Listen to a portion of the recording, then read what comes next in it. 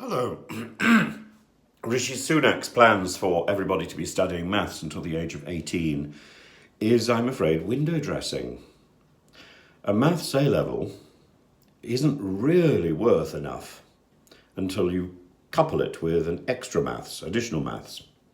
And then it's worth something significant. But the problem with maths in our country is it's badly taught. What we need to do is not so much get everybody to be studying maths until the end of A-levels, but to improve the quality of maths teaching. Now, we've already made a start on that. We need to continue that. We need to put the money where the progress is already being made, rather than starting something else. Finish one project first, then start another. We still haven't got the best maths teachers teaching in every school across the country. When we've got that, then we can make sure that everybody is studying maths to A-level.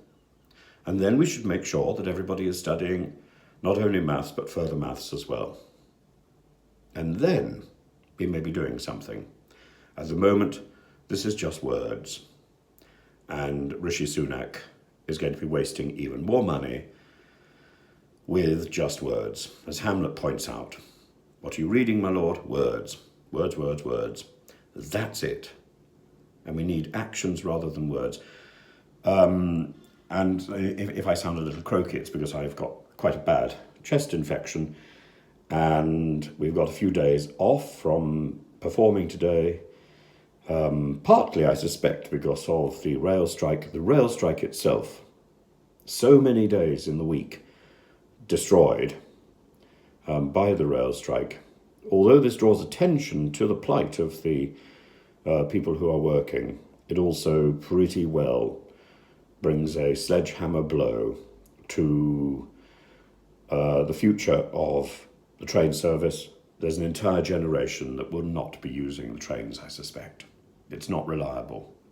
It's not been reliable for some time, and strikes are going to make that impression even more remarkable.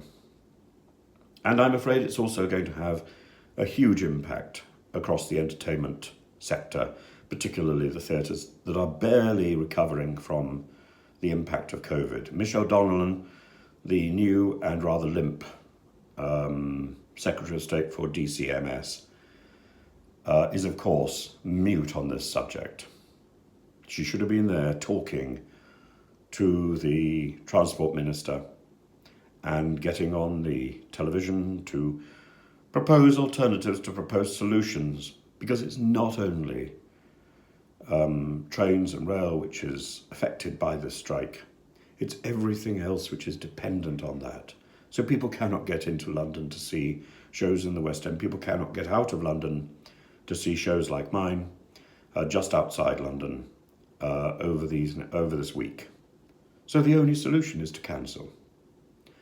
In my case, equally, I would say, I've done a whole week of shows on an incredibly poor chest infection, incredibly bad chest infection, and I've only finally managed to get a doctor's appointment and to get some antibiotics.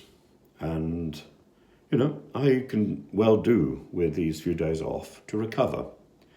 We shouldn't be in a situation where the NHS only operates on business hours, where there is no alternative. There is no alternative. Even if you try and pay for a private consultation, you won't get one over Christmas. And, money is just being wasted. Money is wasted. We need to have a reliable transport system, a reliable NHS, and a reliable and positive entertainment system.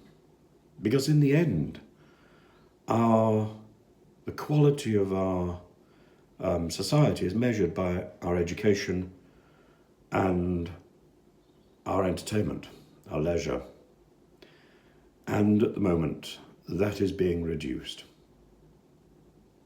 We are a society that is fast approaching a threadbare system where people can barely manage to pay for what they need to get through the week. Is that the benefit of Brexit? We can't blame everything on the Ukraine.